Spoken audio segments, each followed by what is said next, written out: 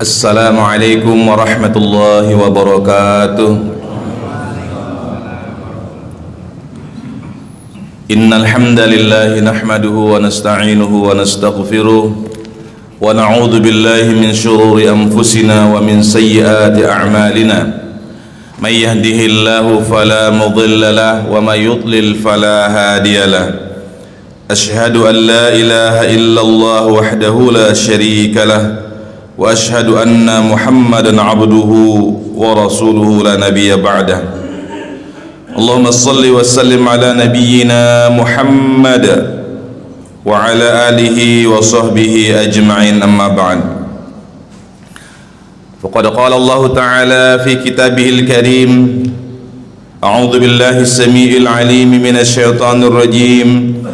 Ya ayyuhalladzina amanu taqullaha haqqa tuqatih wa la tamutunna illa wa antum muslimun. Alhamdulillah, kita panjatkan puji syukur kepada Allah Subhanahu wa taala. Di subuh hari ini Allah berikan kesempatan kepada kita salat subuh berjamaah dan sejenak kita berzikir kepada Allah Subhanahu wa taala sembari menunggu waktu syuruk. Mudah-mudahan kita tergolong kategori yang disampaikan oleh baginda Rasul sallallahu alaihi wasallam sebagai orang yang insyaallah akan mendapatkan haji yang sempurna, umrah dan haji yang sempurna, kata baginda Rasul, yaitu kita duduk sejenak, kemudian nanti ketika waktu syuruk masuk kita sholat 2 rakaat, maka kita akan mendapatkan, kata baginda Rasul sallallahu alaihi wasallam, haji dan umrah pahalanya sempurna, sempurna, sempurna. Bersyukur kita kepada Allah Subhanahu wa taala, kesehatan dan kesempatan ini Allah berikan kepada kita. Banyak yang mungkin sehat tapi nggak sempat. Ada tidak sempat karena waktunya, ada tidak sempat juga karena keimanannya kepada Allah Subhanahu wa taala. Untuk mendorongnya bisa sholat subuh berjamaah, untuk mendorongnya mendekatkan diri kepada Allah Subhanahu wa taala. Ada yang dia mungkin sempat, dia mungkin punya waktu, dia mungkin punya keinginan, tapi tidak diberikan kesehatan oleh Allah Subhanahu wa taala. Sehingga dua nikmat ini yang selalu kita ingat-ingat, sebagaimana kata baginda Rasul sallallahu alaihi wasallam, ni'matani maghbunun katsirun minan nas, as-sihhatu wal faragh. Dua nikmat yang kata baginda Rasul sallallahu alaihi wasallam sering dilalaikan oleh manusia, yaitu nikmat sehat dan nikmat sempat. Allah berikan kepada kita hari ini, pagi ini, kesehatan. Ada yang kena Covid, Pak? Alhamdulillah. Ada yang tadi yang bilangnya? Nggak ada. Karena Covid yang varian baru nggak ada. Sekarang di Australia beberapa hari yang lalu katanya ada Covid varian baru. Nggak ada nih Pak ya. Paling ada juga Ustaz tidak ketahuan. Sekarang udah hilang Covidnya katanya. Katanya varian baru ini dia lebih cepat menyebar tapi nggak seberbahaya yang kemarin. Nah, mudah-mudahan nggak terulang lagi lah. Ada yang dia sehat tapi nggak sempat, nggak diberikan kesempatan oleh Allah Subhanahu wa taala untuk hadir, atau bahkan tidak diberikan oleh Allah Subhanahu wa taala untuk mendapatkan nikmat keimanan. Yang kata Imam Asy-Syafi'i, nikmat bagi seorang muslim itu nikmat terbesar dalam kehidupannya, yang pertama adalah keimanan, baru kata beliau kesehatan. Hari ini Allah Subhanahu wa taala mudah-mudahan Allah kumpulkan kepada kita dua nikmat tersebut, kesehatan dan kesempatan, termasuk di dalamnya kesempatan untuk merasakan indahnya Islam dan mudah-mudahan juga insyaallah manisnya iman. Kenapa ini kita sampaikan pada pagi hari ini? Untuk mengingatkan kepada kita semuanya, khususnya kepada anak pribadi, karena dulu baginda Rasul sallallahu alaihi wasallam memperjuangkan agama ini tidak mudah. Untuk itulah kita coba kenang lagi kepada perjuangan beliau tersebut, yang kalau seandainya dulu beliau malas-malasan, yang kalau seandainya dulu beliau menyerah dengan keadaan, Maka kemudian bisa jadi, tapi sudah Allah atur semuanya ya, kita hari ini mungkin tidak ada di masjid ini, mungkin di tengah hutan belantara di sana masih nyembah pohon, masih nyembah batu, masih nyembah berhala. Contohnya seperti yang dialami oleh orang-orang Madinah ketika baginda Rasul SAW sudah ditolak oleh kaumnya, ditolak oleh keluarganya, orang-orang Quraisy, bahkan beliau dihina-hinakan, bukan hanya sekedar dihina tapi bahkan disiksa. Akhirnya beliau mencoba mendatangi orang-orang yang datang ke kota Mekah ketika itu untuk melaksanakan ibadah haji. Dan ketika sudah sampai puncaknya itu, datanglah pertolongan Allah Subhanahu wa taala. Kata Ibnu Ishaq, falamma aradallahu izhara dinihi wa izaza nabiyhi wa injaza mau'idihi lahu. Kata Ibnu Ishaq, ketika Allah Subhanahu wa taala, yang pertama disebutkan oleh Ibnu Ishaq, Allah menginginkan supaya agamanya ini zohir, izhar,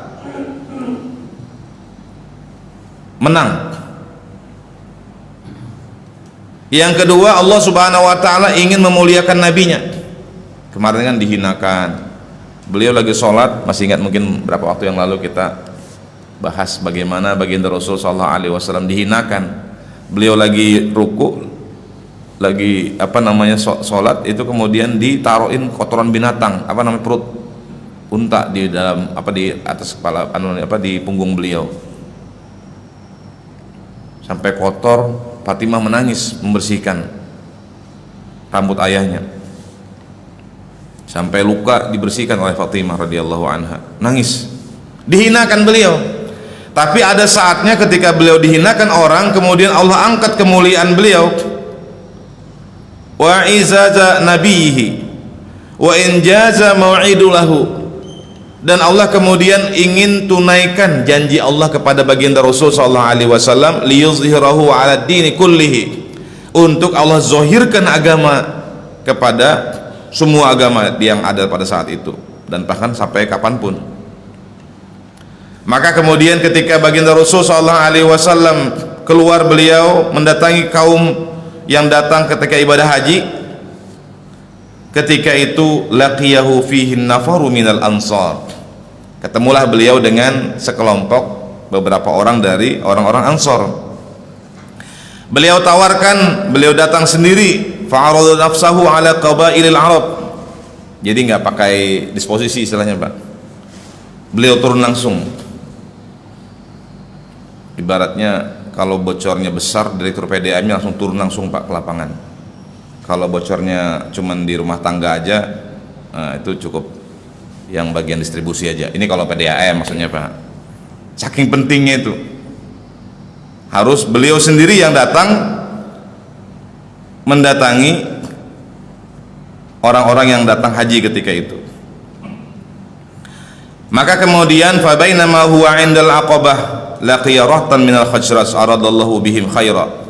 Maka ketika beliau ketemu dengan orang-orang Ansor itu, orang-orang Madinah, orang Yathrib ketika itu, beliau ketemu di sebuah tempat yang namanya Aqabah.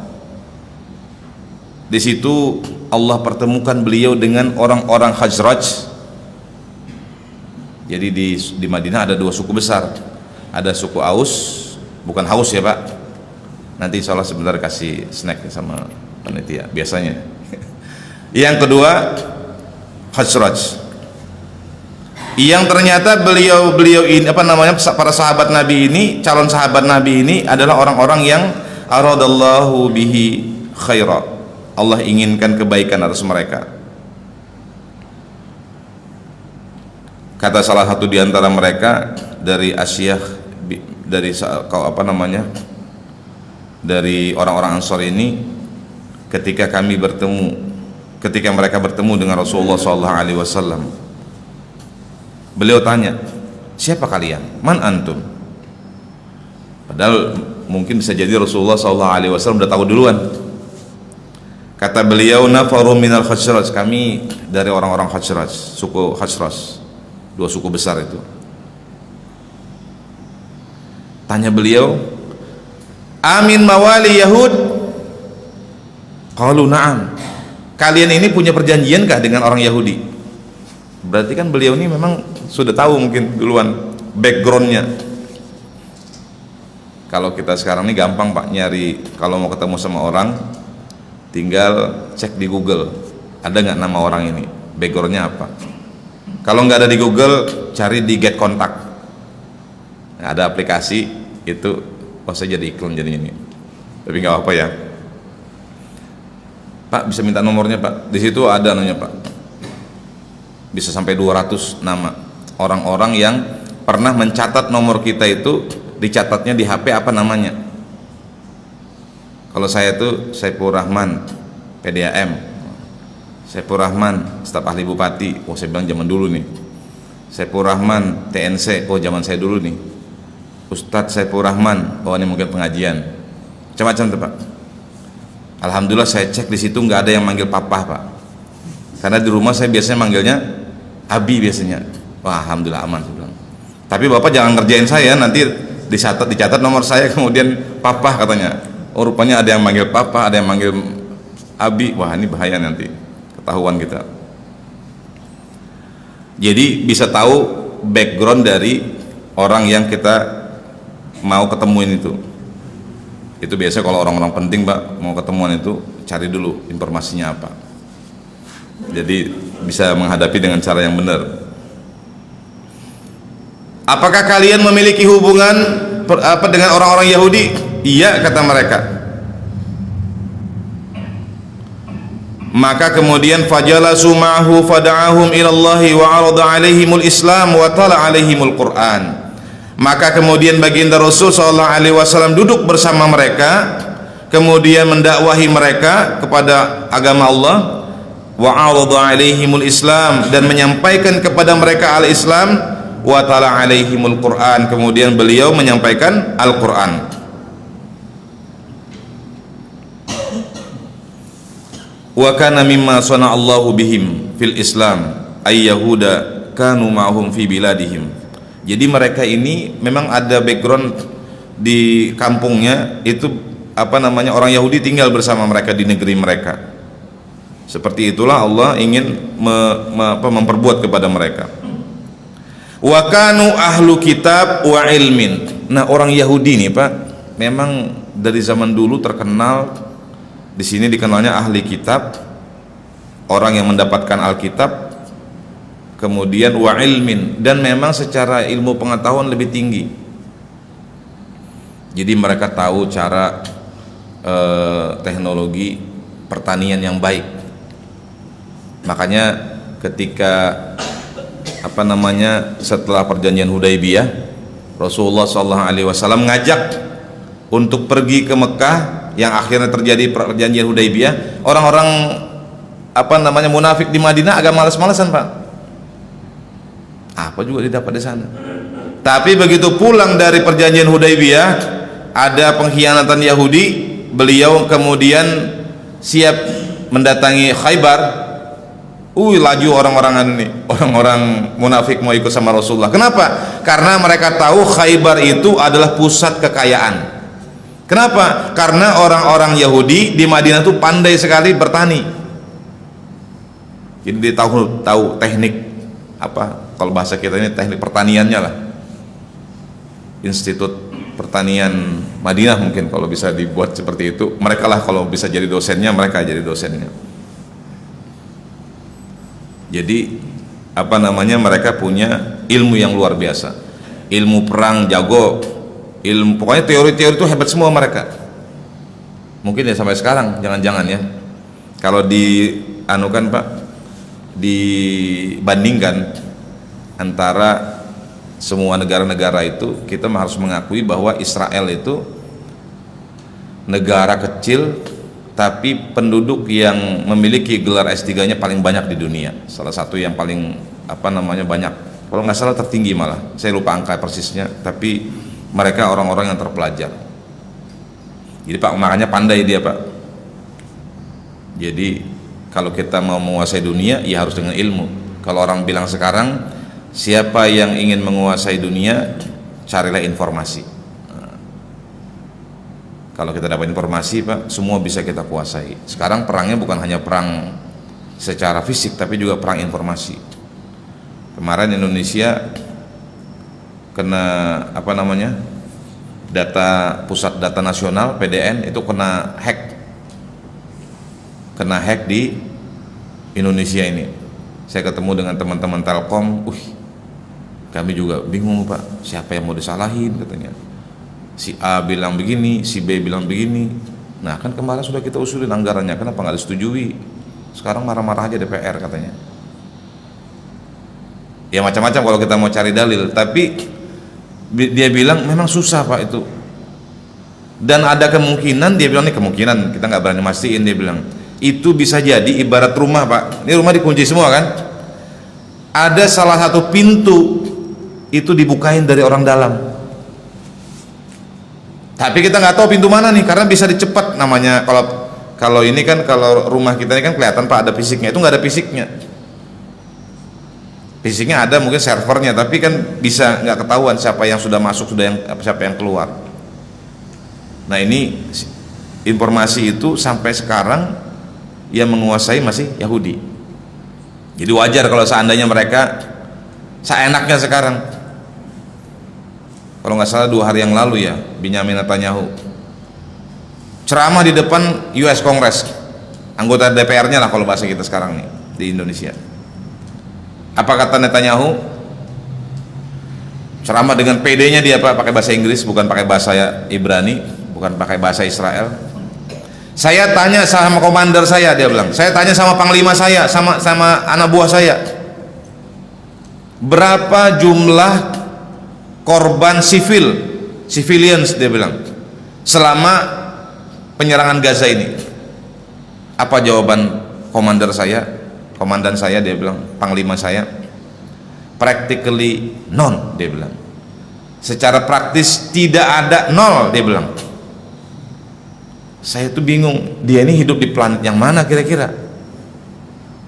Di media sosial, mungkin di kita ya, itu kalau kita lihat hari-hari orang-orang Palestina dihajar terus. Tapi apa dia katakan? Practically none, kecuali satu, dia bilang. Yang diakuinya ada satu salah bom, itu aja. Yang lain nggak ada korban sipil, dia bilang. Saya tuh bingung, yang dia maksud yang mana? Yang hebatnya itu, Pak, yang bingungnya bukan itu sudah bikin bingung itu. Yang kedua yang paling bingungnya lagi, hampir semua orang-orang Kongres Amerika itu kemudian berdiri stand ovation, tepuk tangan. Ya Allah, saya bilang, kok bisanya tuh? Di mana selama ini orang menutup mata hampir 40 ribu korban jiwa yang sudah nyata meninggal, dan ratusan ribu yang tertimbun di rubble itu, puing-puing. Nah, tapi maksud saya, kenapa dia sampai seperti itu PD-nya mengatakan tidak ada korban jiwa dari sipil sekali satu pun, kecuali satu kali kami pernah salah bom, dia bilang. Itu artinya kenapa? Karena mereka merasa merekalah yang menguasai ilmin tadi, menguasai informasi tadi.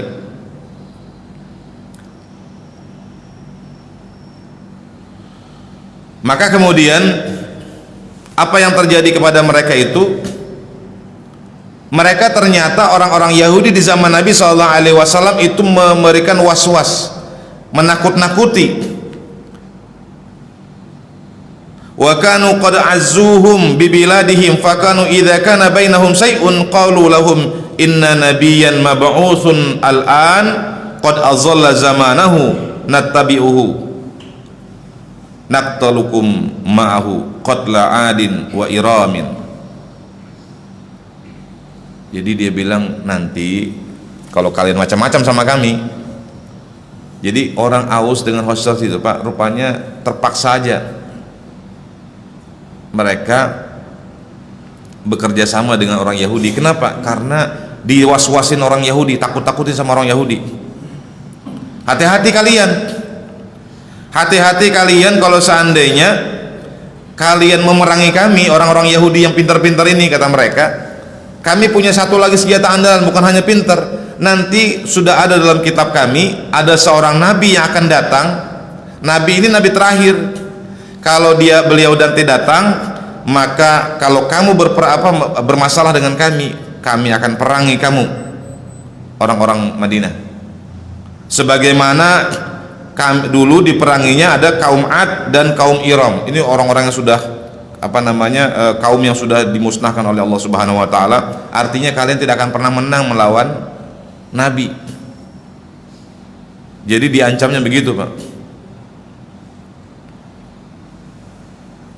Nanti ini zamannya sudah dekat, nattabi'uhu, kami akan mengikuti beliau, naqtulukum ma'ahu, kami akan memerangi kalian bersama dengan nabi itu. Jadi ini nabinya sudah mau datang. Falamma kallama Rasulullah sallallahu alaihi wasallam ulaikan nafar wa da'ahum ila Allah qala ba'dhum li ba'din ya qaum ta'lamuna wallahi innahu lanabiyyul alladhi tawa'adakum bihi yahud. Begitu ketemu dengan Nabi Muhammad, rupanya kontan, Pak. Ini sudah nabi yang dijanjikan orang Yahudi itu. Ternyata bukan orang Yahudi. Ternyata orang Quraisy. Jadi kata kaumnya ini kepada orang-orang teman-temannya tadi, ketika baginda Rasul sallallahu alaihi wasallam menyampaikan dakwah Islam, dakwah ilallah, kemudian berkatalah satu dengan yang lainnya, ya kaum, wahai kaumku, ta'lamun, ketahuilah, kata dia, sesungguhnya ini nabi yang dijanjikan orang-orang Yahudi dulu. Rupanya ketemu duluan kita. Fala yasbikunnakum ilaihi, maka duluanlah, cepat, jangan keduluan sama Yahudi. Nanti kalau orang Yahudi duluan, mereka lebih dahulu menjadikan ini sebagai nabi, kalah kita. Maka kemudian kaumnya itu fa'ajabuhu fima da'ahum ilaihi, maka kemudian mereka menyambut seruan ini, menyambut seruan baginda Rasul sallallahu alaihi wasallam, wasaddi bi an saddaqu, dan kemudian mereka benarkan apa yang sampaikan oleh baginda Rasul sallallahu alaihi wasallam.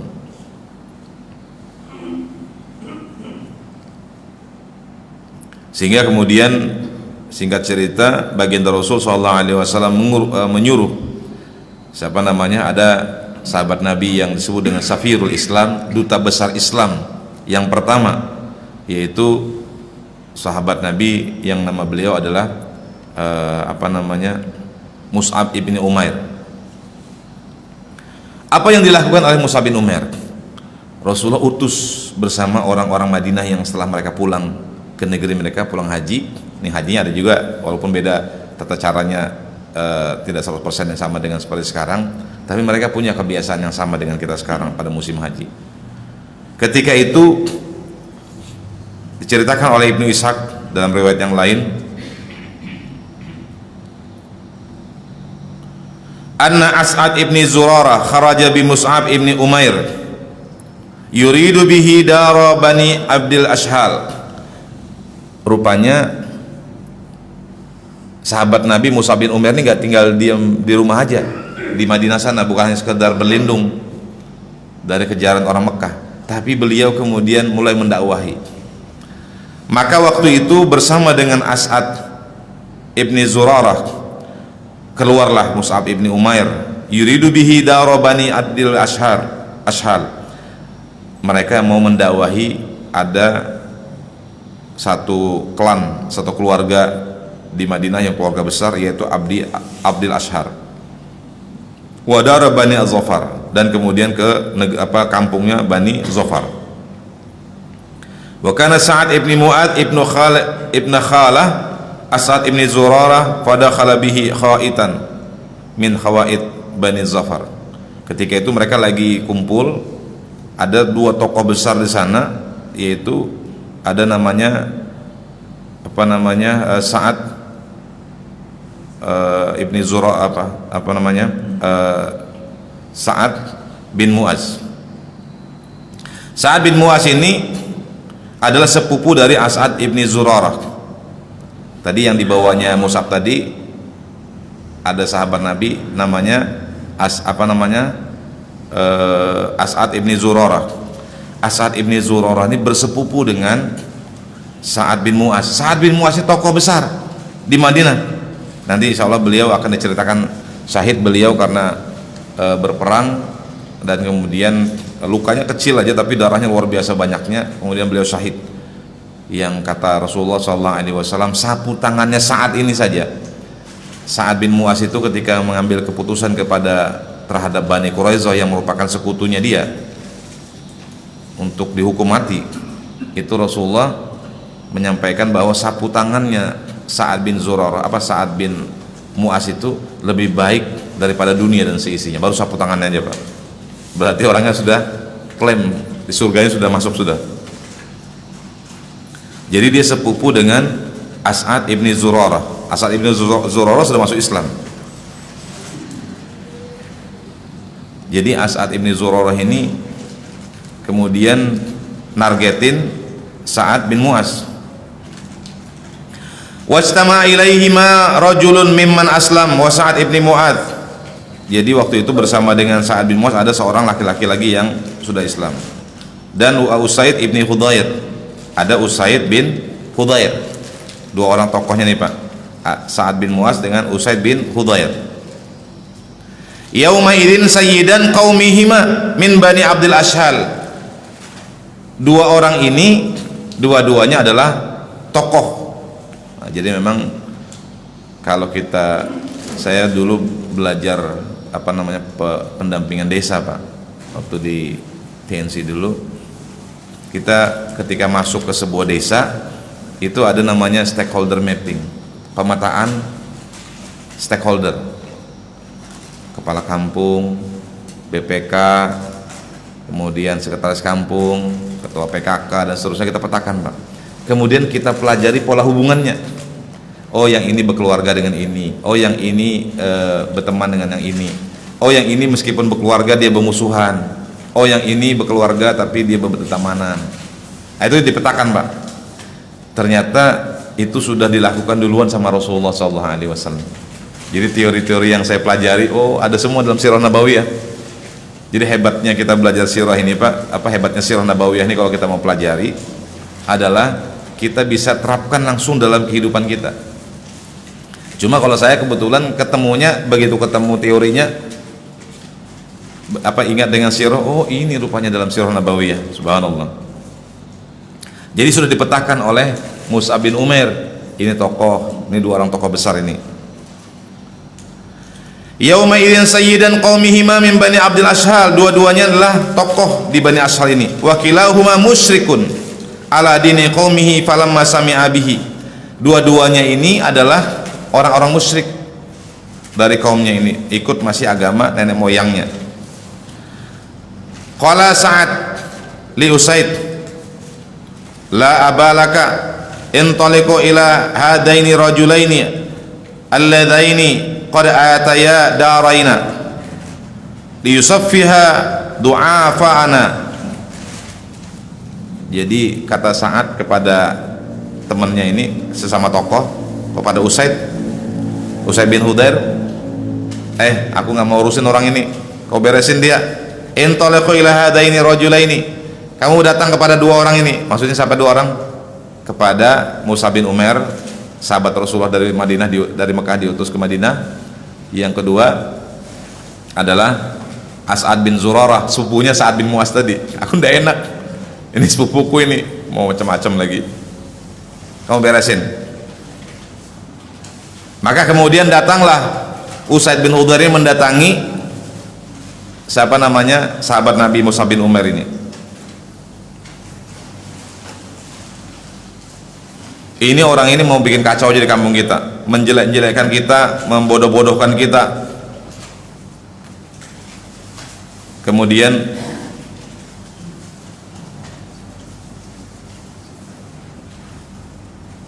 Kemudian kata mereka, falamma arahu As'ad ibni Zurarah qala li Mus'ab, ketika As'ad bin Zurarah ini ngelihat orang yang datang ini, Usaid bin Hudayr tadi, dia berkata kepada sahabat Nabi Mus'ab, hada sayyidu qaumihi, ini pemimpinnya ini.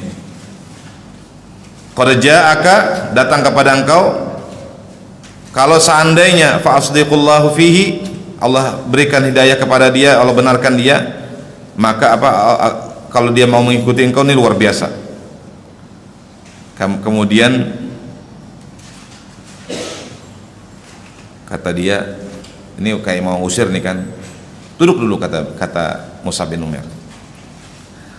Ayya jilis akallamhu, kalau dia mau duduk ayo kita ajak ngobrol. Maka kemudian datanglah dia duduk di sana. Ma ja'a bikum ilaina tusaffihuna du'afa'ana, mau apa kalian kesini berdua, datang ke sini? Kalian ini mau bikin kami membodoh-bodohi kami. Udah kalian pergi aja dari sini, kami nggak ada perlunya. Ma ja'a bikuma ilaina tusaffihuna du'afa'una, kalian ini dua-duanya datang hanya untuk membodoh-bodohkan kami saja. Maka kemudian ketika mereka mendatangi ini, wajahnya marah-marah. Maka berkatalah Ibnu Ishaq dalam riwayatnya ini, tajlis fatasma, ayo kamu duduk dulu, dengarkan dulu. Fa in radita amran qabiltahu wa in qaritahu kuffa anka ma taqrahu.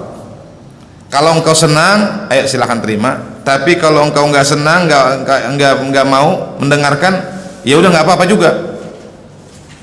Kalau engkau angka ma taqrahu, kamu silahkan dengan apa yang kamu tidak, sikap kamu itu. Maka kemudian wajalasa ilaihima, duduklah.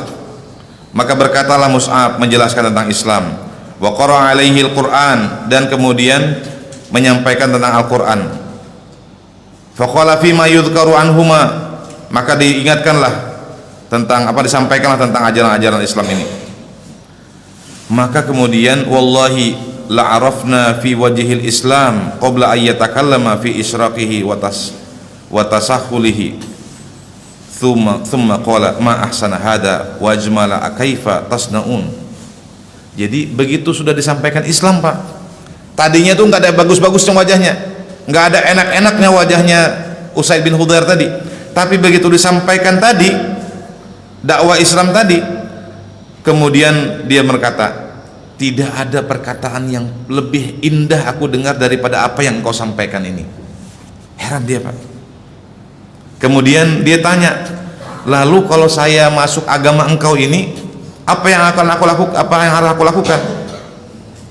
Kata sahabat Nabi ini, tagsil wa tatahhir wa tutahhiru thawbaika. Pertama kamu mandi, kemudian kamu bersuci dan kamu sucikan pakaianmu.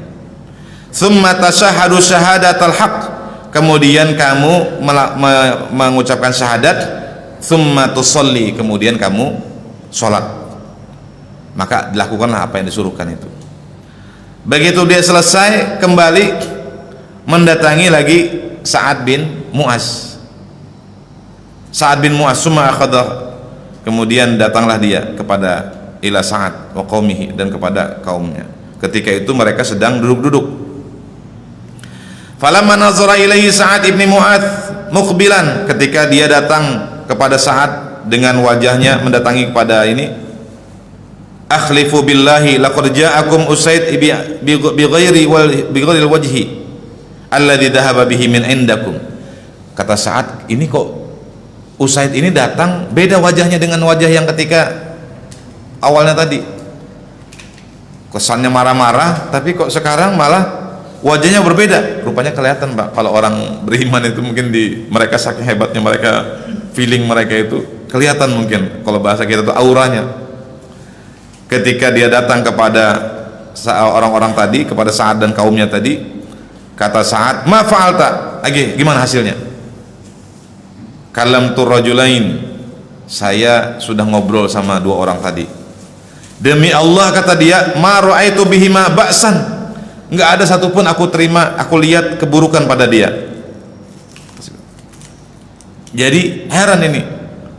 Maka kemudian faqama Sa'ad ibn Mu'adz mughdaban mubadiran, berdirilah Sa'ad bin Mu'adz buru-buru, dan dia dalam keadaan kondisi marah ketika itu.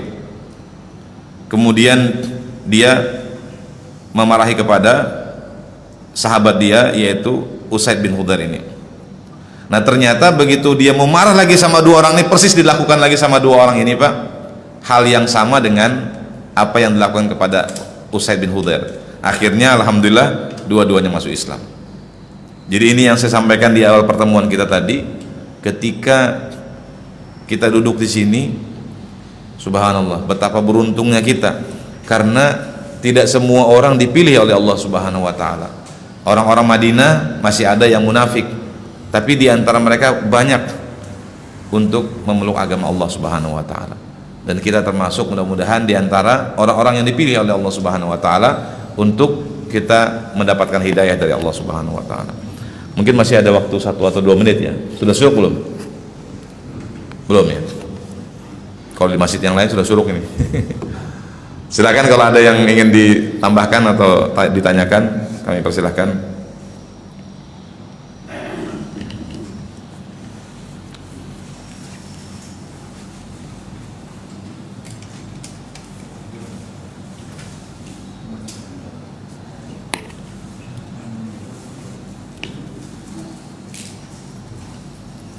Jadi hikmah yang bisa kita petik dari apa yang disampaikan oleh para ulama di sini, salah satunya adalah ketika kita mungkin merasa sulit kondisi yang sedang kita hadapi, bisa jadi nanti tiba-tiba Allah Subhanahu wa taala berikan kemudahan dalam kehidupan kita itu tanpa kita rencanakan.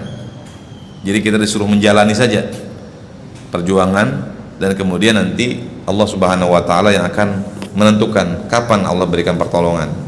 Seperti saudara-saudara kita di Palestina sekarang, sampai sekarang belum ada titik terang, meskipun China sudah mengumpulkan Fatah dengan Hamas beberapa hari yang lalu, dan kemudian memunculkan ide untuk pemerintahan konsensus.